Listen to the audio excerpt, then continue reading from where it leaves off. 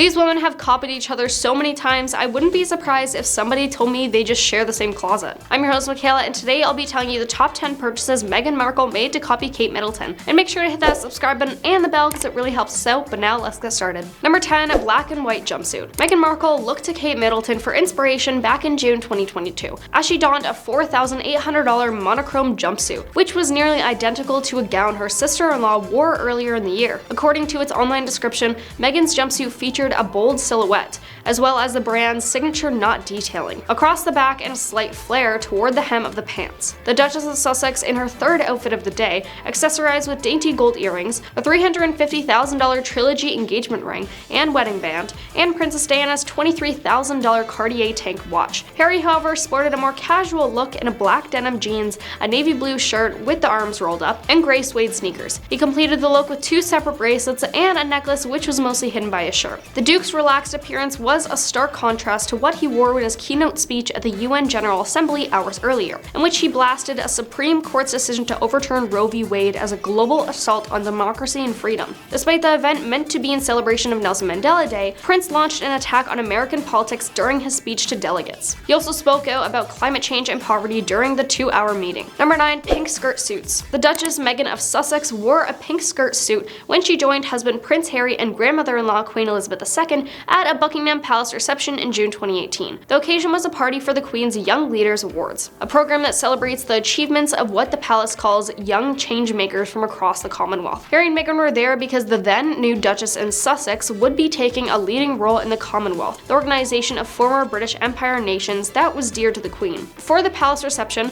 Meghan wore a pale pink Prada top and skirt set featuring a belted short sleeve jacket with a double-breasted button front and an A-line mini skirt, accessorized with black pumps and clutch. But Kate had first dressed in an L.K. Bennett light pink skirt suit during a royal visit to Adelaide, Australia in April 2014. Number 8, the white shirt and jeans combo. Kate dressed in a white blouse, bootcut jeans, brown suede cowboy boots, and a white cowboy hat at the Calgary Stampede Parade in Alberta, Canada in July 2012. Then later, Meghan had dressed in a white Oxford shirt, bootcut jeans, and black pointed toe boots at the Dove event in October 2015. A World Vision spokesperson told Us Weekly, World Vision's global ambassador Meghan Markle was in India on an experimental learning mission to highlight key issues facing girls and living in poverty. As a strong advocate for gender equality, Markle has worked closely with World Vision to create a trip specifically focusing on and bringing awareness to girls' lack of access to education. She engaged with local activists and educators to help ensure girls felt equipped and safe to attend school, and worked to improve access to girls' latrines,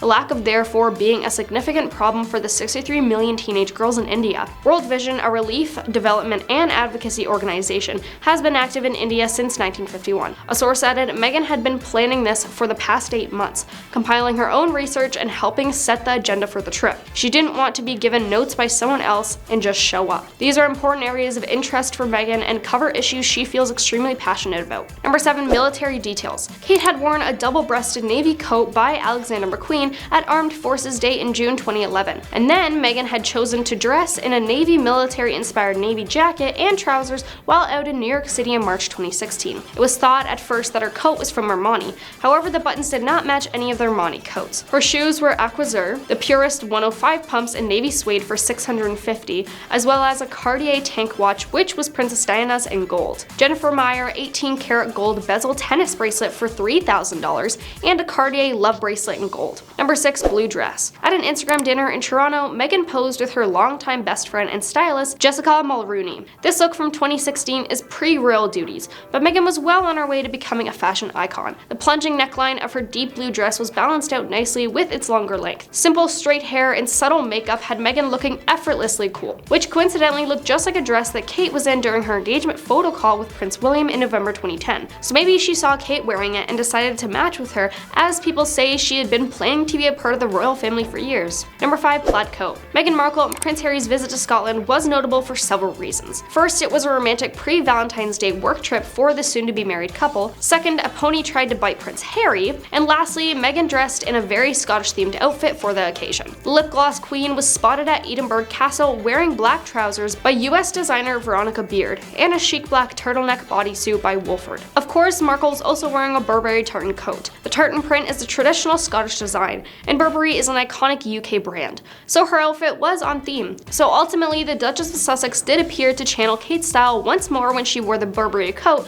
while visiting in February 2018, as Kate was seen rocking an Alexander McQueen coat dress with very like pattern years earlier. Number 4, portrait necklines. Kate donned a black and teal off-the-shoulder gown by Jenny Packham at the St. Andrew's 600th anniversary dinner in New York's Metropolitan Museum of Art in December 2014. Meghan Markle then attended the Step It Up for Gender Equality event celebrating the 20th anniversary of the 4th World Conference on Women in Beijing at Hammerstein Ballroom on March 10, 2015 in New York, dressed in a black tea-length dress. Number 3, white coat. Markle, who at the time would become Her Royal Highness Princess Henry of Wales, not Princess Meghan, appeared at an official photo call for the happy occasion in November 2017, wearing a sleek white coat by Canadian label Line, paired over a green dress from Perroche. Markle finished the look with nude heels, a Duchess of Cambridge style signature from Aquazur for $465, and perfectly wavy hair. Her ring was reportedly designed by Prince Harry himself, but Kate Middleton wore a dress by Reese, also in a white tone, for the Mario Testino lensed photoshoot announcing her engagement to Prince William back in 2010. For the conference, she chose a dress by Issa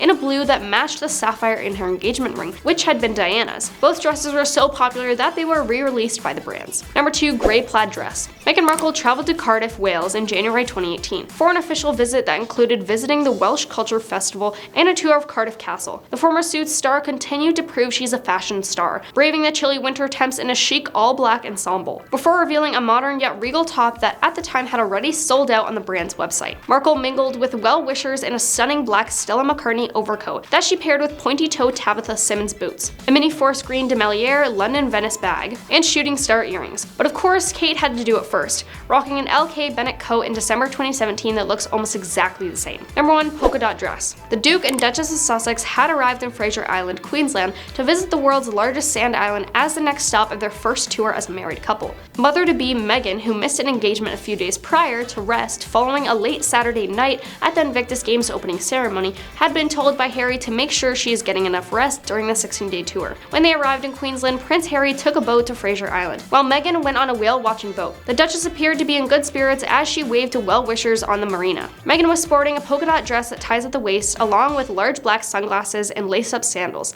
Meanwhile, Kate opted for a very similar long-sleeve polka dot dress of the same color by British retailer Whistles, when she attended a reception for Radio 1's Teen Heroes of 2018 at Kensington Palace just a few days before Meghan had worn it. Number 10, used him to get to the top. Morning show host Pierce Morgan has been one of Meghan's fiercest critics, claiming she dumped him as a friend when she started dating Harry, though I think he might be confusing the word acquaintance with friend.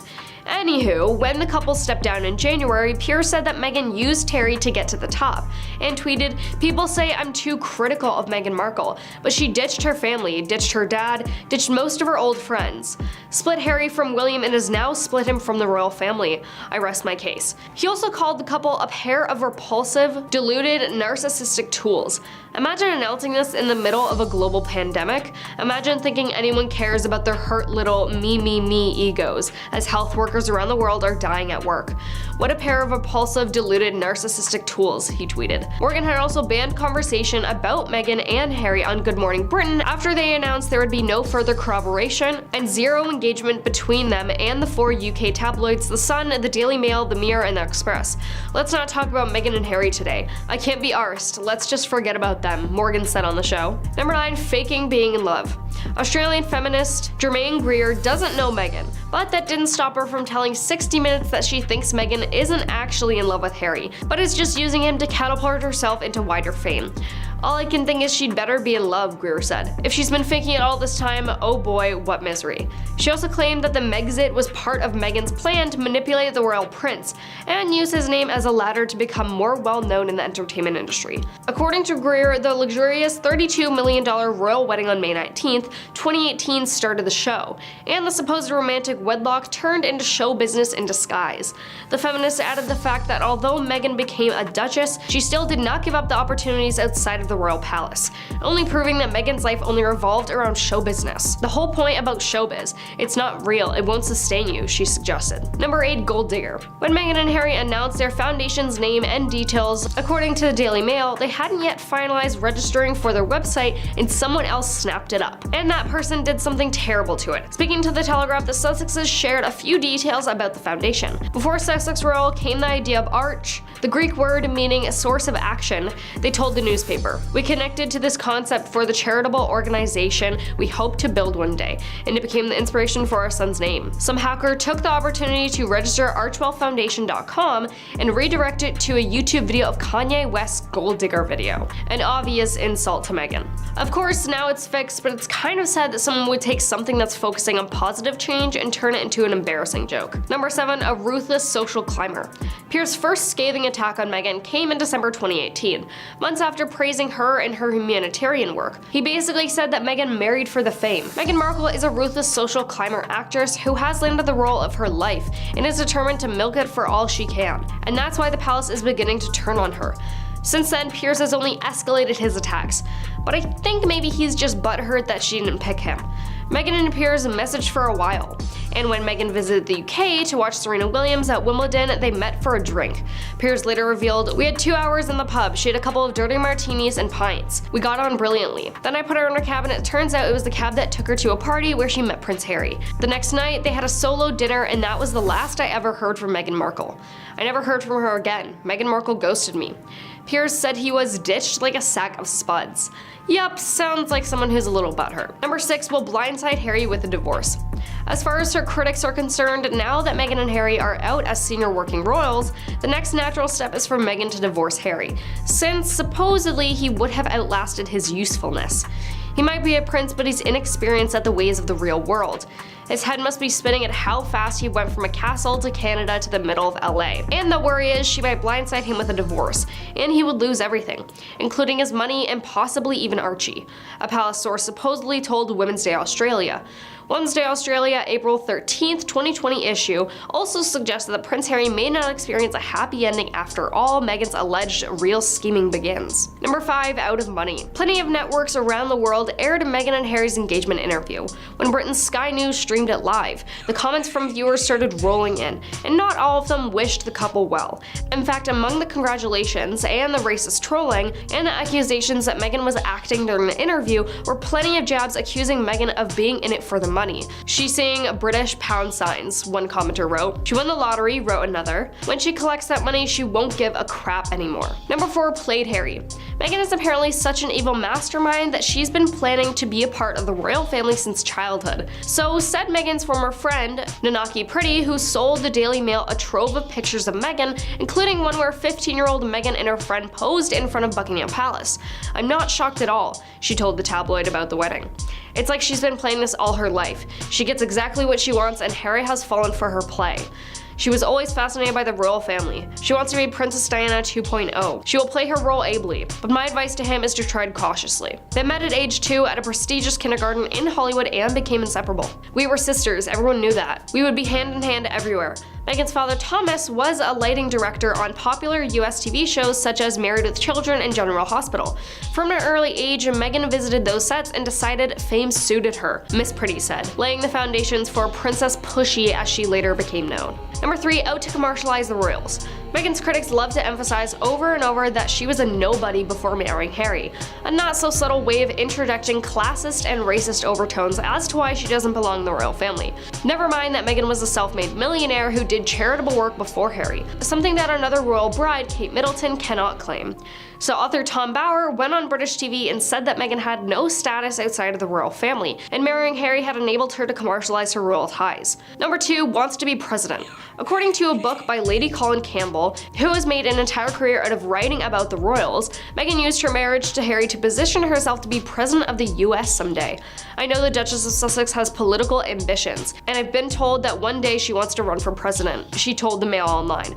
"I think everything she is doing, leaving the royal family and moving back to California, is part of her plan, and she has taken Harry along with her." Now coming in at number 1, isolated Harry from his family. A magazine or tabloid can just whip something out whenever they need a story, and boom, a rumor is born. Here's one from Women's Day, in which a palace source supposedly said that Meghan orchestrated the move to LA to live that Hollywood celeb life, exploiting not just Harry but also Archie. You can't tell me that this wasn't her plan all along, to bring her boys to America so she could live the celebrity life she'd always dreamed of. It all makes sense now why she was so uninterested in getting a British visa, and was dead against giving Archie a royal title. But the scary thing is now she has Harry right where she wants him, isolated from his family in a country where she holds all the cards in terms of legal rights. Starting off this countdown at number 10, luxury cars and private jets. According to AutoBiz, Markle cruises around town in a $122,000 Range Rover Vogue, a $45,000 Lincoln MKC, a $500,000 Mercedes-Benz S-Class, an $80,000 Cadillac Escalade, a $30,000 Toyota Camry, and a $75,000 Lexus LS. She's also been spotted by British media in a Jaguar E-Type and multiple Audis, with Harry in the driver's seat. The couple also uses a $6.5 million Cessna 680 Citation Sovereign plane, private jet, an asset that sparks heavy criticism of the two climate change activists. It's fitted with stunning interiors, leather seats, executive desks, and spacious bathrooms. It's unknown, however, whether they bought the aircraft for themselves or if they just hire it on occasion. But regardless, that's still a lot of money. Meanwhile, some celebrities fly commercial because they care about the planet. Number 9, education. Meghan Markle attended Immaculate Heart High School in Los Angeles, which costs over $17,000 per year to attend. Markle had later graduated from the all-girls Catholic school in 1999. Now this may seem crazy, but the royal family reportedly spends around the same amount on schooling, so maybe that's why she fits in so well, although nowadays she doesn't really. Prince George, the 9-year-old son of Prince William and Princess Catherine, started attending Thomas's Battersea School in London in September 2017. Tuition and fees totaled over $7,000 per term for students aged 4 to 7, and there are 3 terms per calendar year. The price, however, decreases for each subsequent child enrolled concurrently per family, so Princess Charlotte and Princess Louis' tuition will cost not as much, but will probably still be quite a bit. George and his siblings then began attending Lambrook, an independent preparatory school, in September 2022, and tuition ranges from $5,000 to $9,000 per term depending on the student's year in school. Number 8, holiday decor. Her husband, Prince Harry, isn't content to let staff do all the holiday decorating for his Nottingham cottage home. In December 2016, the royal was spotted buying an approximately $4,000 Nordmann fir Christmas tree from Pines and Needles in South London's Battersea Park with Meghan Markle. The Daily Mirror reported the prince paid for the tree with a credit card. Markle also reportedly happily accepted a bunch of mistletoe with her purchase, while the prince wasn't keen on it. Seemingly in the holiday spirit, staffers told the publication the happy, low-key couple was friendly and largely slipped under the radar.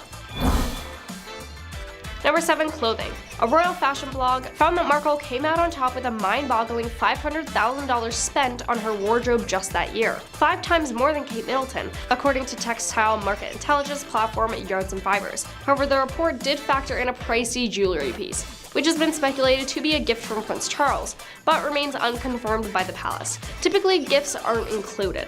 The ranking was also only based on clothing pieces that could be identified, of course. Though Markle is known to flaunt H&M and J.Crew on occasion, she's also been spotted in a $3,500 Oscar de la Renta gown, a $4,700 Armani dress for her Oprah interview, an $18,000 Givenchy dress, and a $75,000 Ralph and Russo gown for her engagement pics with Prince Harry, per Insider. And if you thought that was expensive, there's also the $157,000 Stella McCartney silk crepe dress worn at a wedding reception, and $265,000 Givenchy wedding gown.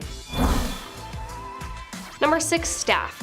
Up until March 31st, 2022, Queen Elizabeth's payroll expenses totaled nearly $24 million, on top of other staff costs of $3.8 million, according to the Sovereign Grant and Sovereign Grant Reserve financial summary.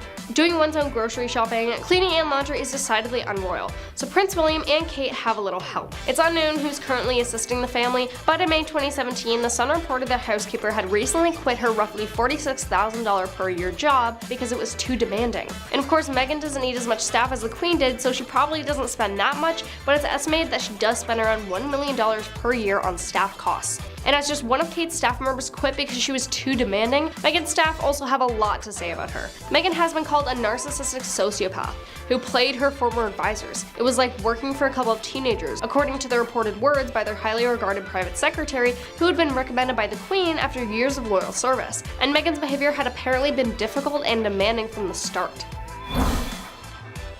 Number 5. Jewelry and watches. At her wedding to Prince Harry, Markle wore a $155,000 Cartier bracelet from the Reflection line, and $68,000 earrings after the ceremony per hello. Markle also sported Lorraine Schwartz earrings worth $40,000 and an eternity ring costing $62,000, according to The Richest. But her most expensive piece of bling has got to be her $350,000 engagement ring from Cleveland Company, though she's also worn priceless heirlooms once worn by Princess Diana, Queen Elizabeth, and Queen Mary. Markle's $5,800 Cartier Tank franchise seems to be her watch of choice, and she's been sporting it ever since she became a royal. She told Hello in 2015 that she, quote, totally splurged on the two-tone variation after starring in Suits. But what about her gold Cartier Tank? It's rumored that the striking heirloom once belonged to Princess Diana, per Vanity Fair, and may have been passed down to Markle after she met Prince Harry.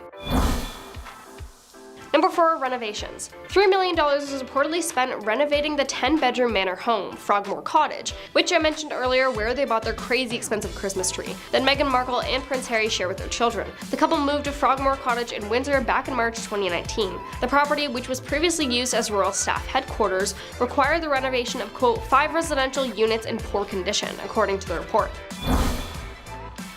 Number 3. Everyday life. Okay, so what about everyday necessities? According to news.com.au, the couple are estimated to spend up to $1.2 million a month beyond the designer clothes and bling. Other expenses include a $200,000 baby shower, which Serena Williams kindly paid for, $11,000 on acupuncture and numerology during her pregnancy, a $43,000 baby moon, possibly up to $59,000 a year on nannies, and of course holidays, as per Insider. Markle's favorite wine, Tignanello, costs $130 a bottle. And let's not forget about the couple's membership at Santa Barbara Polo and Racquet Club, which costs nearly $10,000 a month per closer. Splurges aside, the couple does commit an admirable amount of time and money donated to noteworthy charities too. In addition, the Sussexes are estimated to spend $4.5 million annually to sustain their lavish lifestyle. They propose that their security would be costing the couple more than $4.5 million annually. This, along with other expenses such as their mortgage, is estimated to add up to over $6 million annually.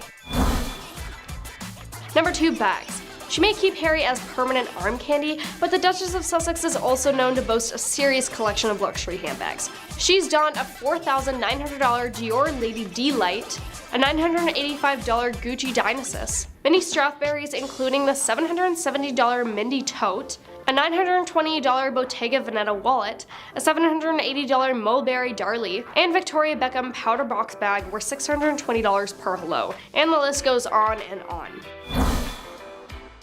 Now coming in at number 1, mansions. After Lovebirds announced their exit from the royal life in 2020, they moved into a $14.7 million Montecito mansion in Santa Barbara, California, swapping British royals for neighbors like Tom Cruise and Ellen DeGeneres. The 18,000 square foot 9-bedroom property features a cinema, office, spa, arcade, library, wine cellar, and everything you can imagine for a Hollywood home, according to 8 Days. They live there with their children Archie Harrison and Lilibet Diana. Before the big move, they called Britain's Frogmore Cottage home. The historical countryside abode has been a royal residence since 1792, and the Duke and Duchess dropped around $3 million on taxpayers' money for renovations before they stepped down from the royal duties per hello. They're also rumored to own properties like Adelaide Cottage, York Cottage, and Leckington Court. Number 10. The Queen can ban humor. It was said that once Queen Elizabeth II passed away, the people of Britain were banned from being funny on public television.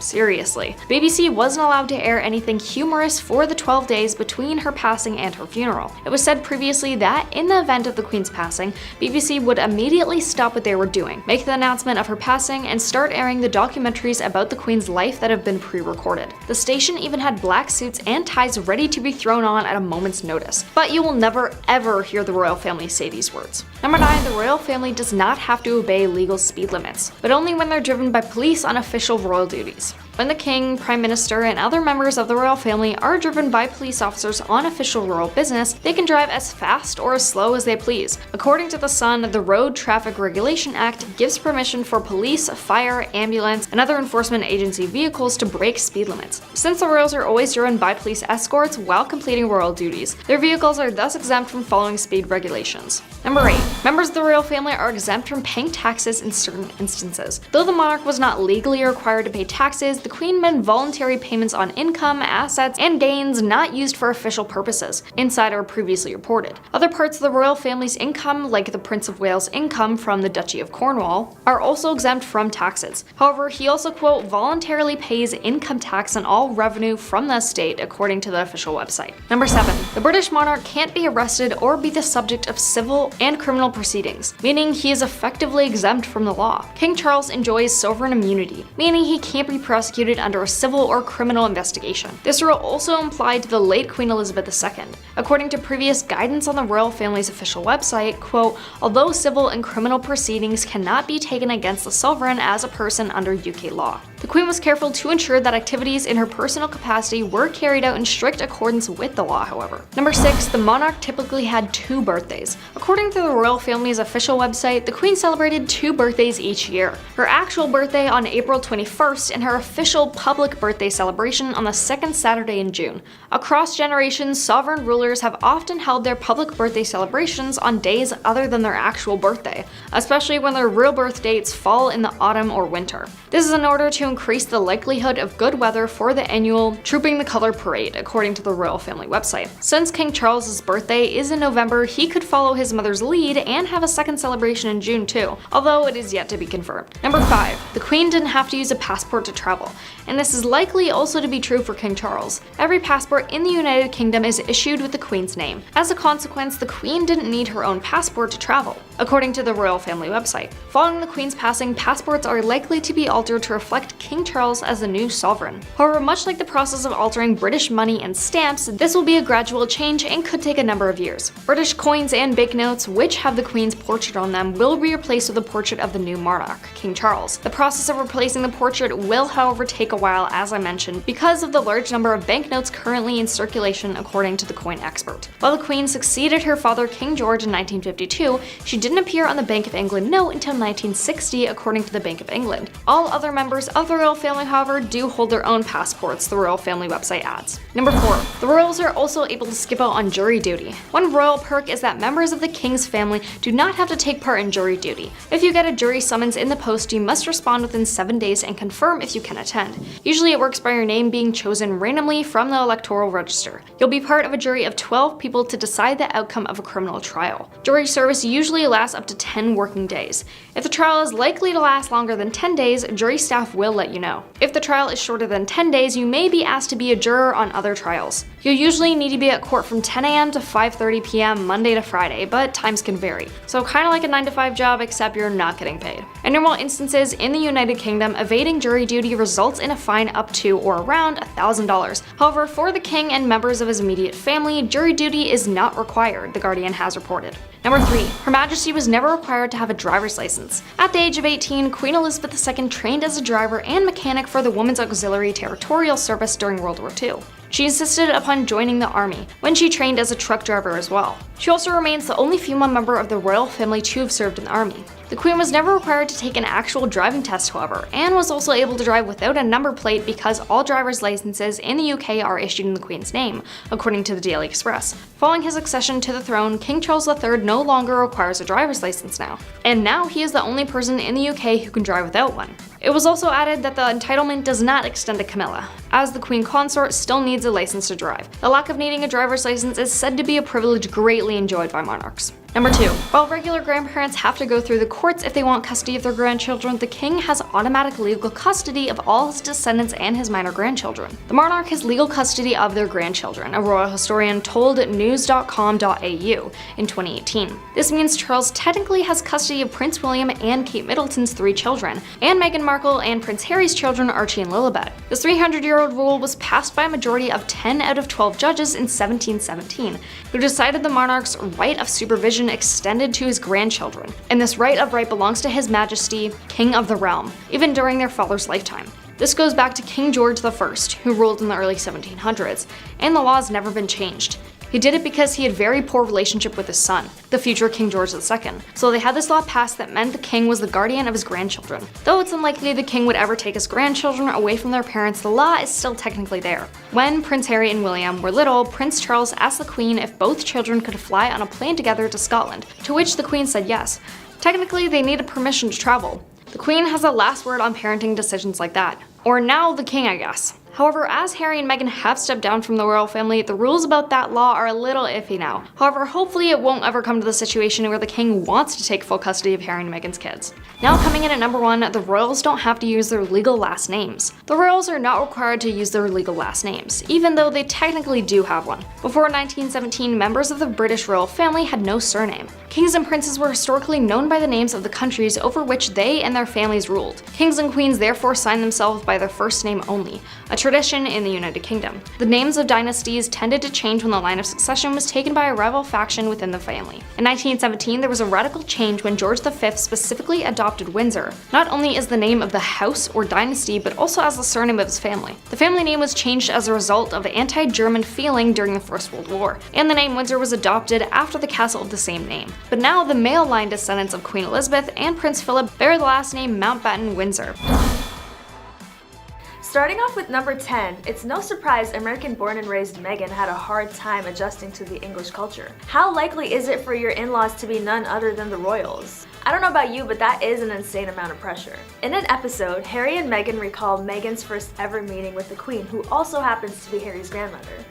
After being told she was meeting late Queen Elizabeth II, Harry had to make sure his American wife knew how to curtsy. Like most people who are unfamiliar with the traditions of the royal family, she thought he was joking. So, do I need to go on YouTube and learn how to curtsy just in case I bump into a member of the royal family now? In number 9, Harry and Meghan seem to have broken royal protocol when they brought a photographer into Buckingham Palace without the Queen's permission while she was still alive. As most know, the Buckingham Palace is a big deal with strict rules that are to be followed. So naturally, seeing a picture of the couple holding hands while walking toward a door within the monarch's residence caused a stir. There is strictly no photography or filming allowed inside staterooms at the palace, and any filming or photography within the palace for commercial purposes requires permission, which was not given. Yikes, that's some drama. Harry and Meghan have reportedly signed deals with Netflix worth over $100 million. This is causing lots of backlash, I can only imagine. Speaking of learning the royal rules, Prince Harry says claims Meghan Markle broke royal rules were often fabricated. Within the docu-series, Meghan says before joining the family, she knew there was a protocol for how things were done. It is hard to adjust to a completely different set of rules. It's a good thing Google exists, where we can learn anything just by searching up a simple how-to. Meghan claims she had to practice the English national anthem. A few other things she had to learn were the kind of hats that were acceptable to wear, specific ways of sitting, do's and don'ts, and the royal wave. As exhausting as that sounds, I can only imagine how much effort it took to adopt the traditions for the family you're married into. On to number 7, when you invite family over, you hug them, right? Well, not in this case. When Meghan and Harry invited Prince William and Duchess Kate over for dinner, Meghan's actions were seen as informal. For example, walking around barefoot with ripped jeans on. She says she didn't realize the royal family's etiquette was not only observed in public, but was also carried through on in the inside. Again, for most people unfamiliar with the English culture, it might not be well known how serious formality is taken, especially within the royal family.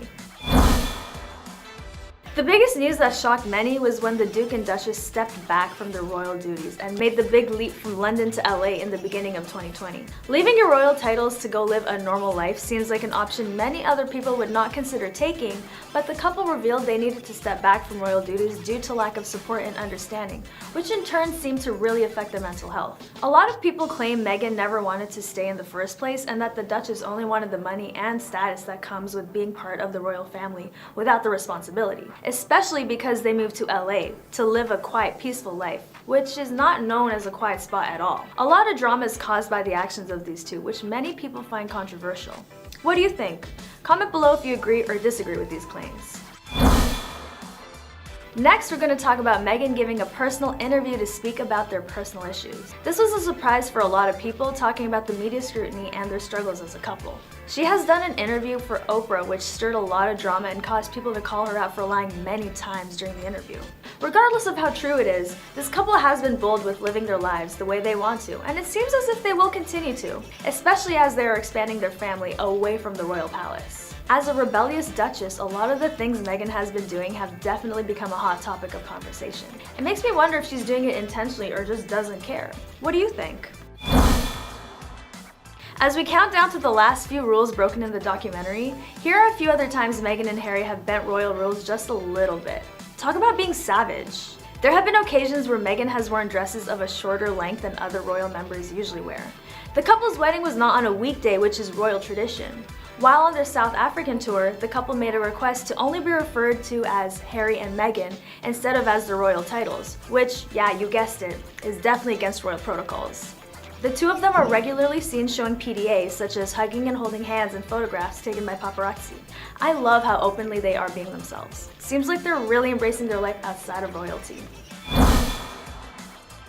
Adding to the fire, the Duke and Duchess will be suing the majority of British newspaper proprietors on various grounds. Harry is bringing phone hacking cases against both News UK, which owns The Sun and The Times, and Reach, which owns Daily Star, among other news outlets. He is also one of many individuals making serious allegations against associated newspapers, the publisher of the Daily Mail, Mail on Sunday, and Mail Online.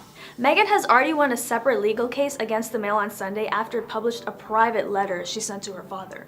The suggestions of misleading editing with several photos and clips taken out of context in the series has been causing waves in conversations about the couple's relevance, which is very controversial when it comes to the personal lives of the royal family.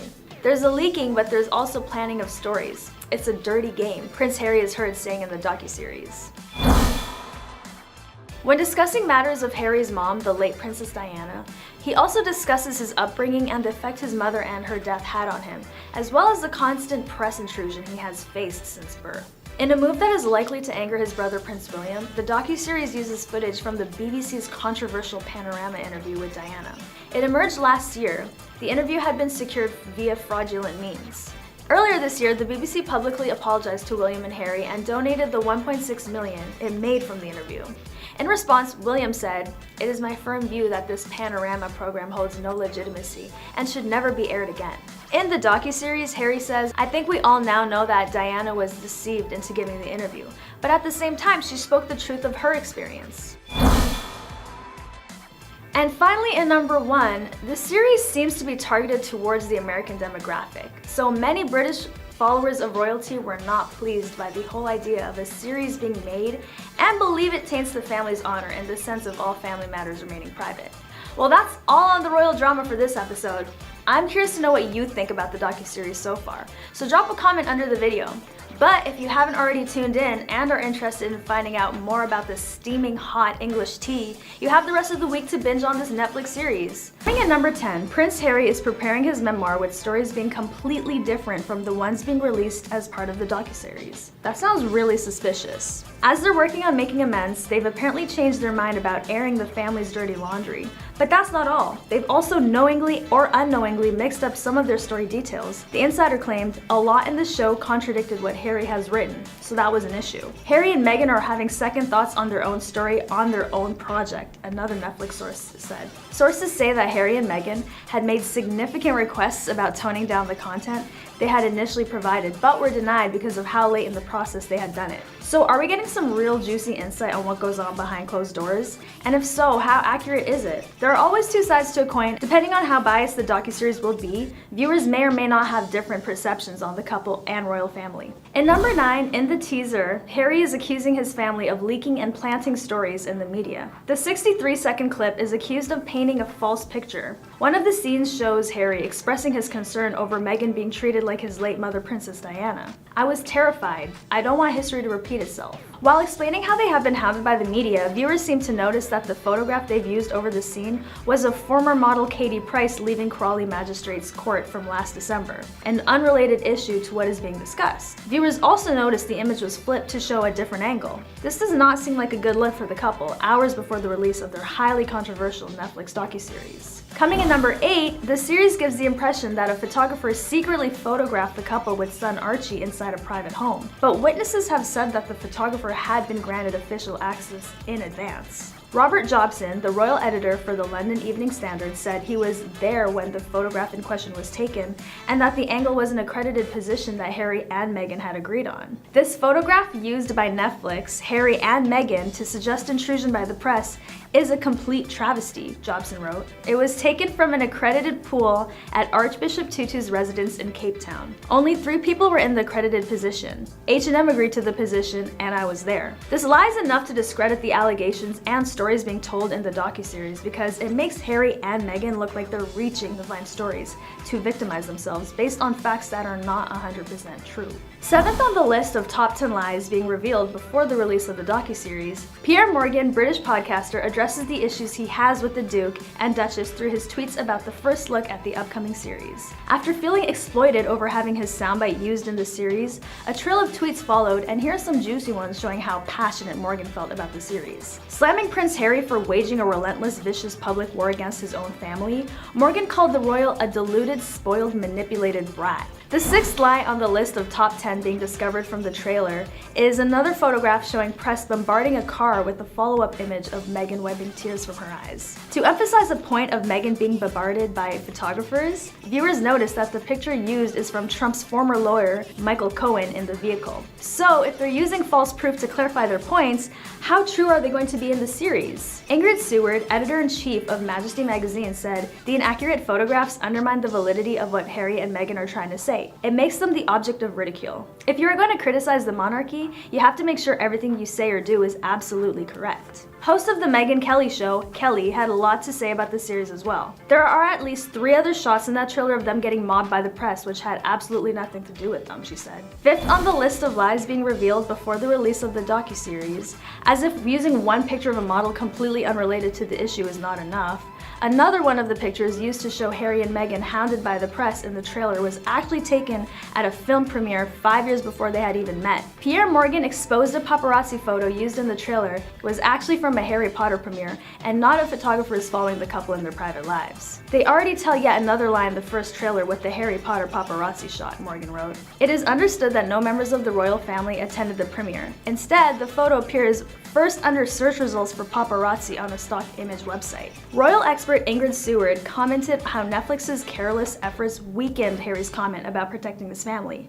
This fake picture weakens his point. Onto the 4th lie being discovered within the docu-series. A source told the British paper that palace insiders were seething with rage at allegations made in the forthcoming docu-series. The trailer was also slammed by online trolls who called the series hypocritical. In a conversation with Sky News Australia's Paul Murray, Meghan Kelly mentioned her perspective on the bullying allegations, how they were coming out from the abandonment of her friends and family, her wedding peppered by only celebrities and no one who actually knew or loved her. They've lost 14 staffers, top staffers, in the past few years. That's not normal to lose 14, especially at that level when you're royal. People probably really want to work for you.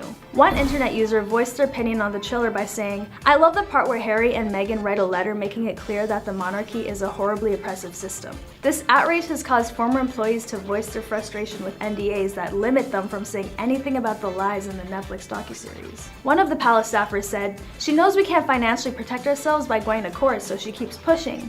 It's all a game for her, and she's loving it," they said. "I certainly have chosen to remain silent out of respect for the crown, but if they keep attacking us and our characters, reputation, etc., we need to feel we are equally supported by the royal family." Many have known Meghan Markle from when she was once part of the acting industry, which after a certain point is known to give one a lot of media attention. So after vocalizing concerns over needing privacy as a royal, many people seem to feel as if it was an unreasonable demand for Meghan, especially during all the controversies, all while including an inside look on their life as royals, which is to be featured with never-before-seen pictures of the family. Afterwards, Meghan tried to reiterate her feeling of needing privacy and how it's a basic human right. She stated how she should be able to share parts of her life in her control, not in the media's control. Pierre Morgan had more to say about the trailer. "Imagine bleating about privacy than doing a kiss and tell reality series about your private lives. Then imagine preaching compassion as you trash your family again. Then imagine releasing the first trailer deliberately to ruin your brother's big trip to America.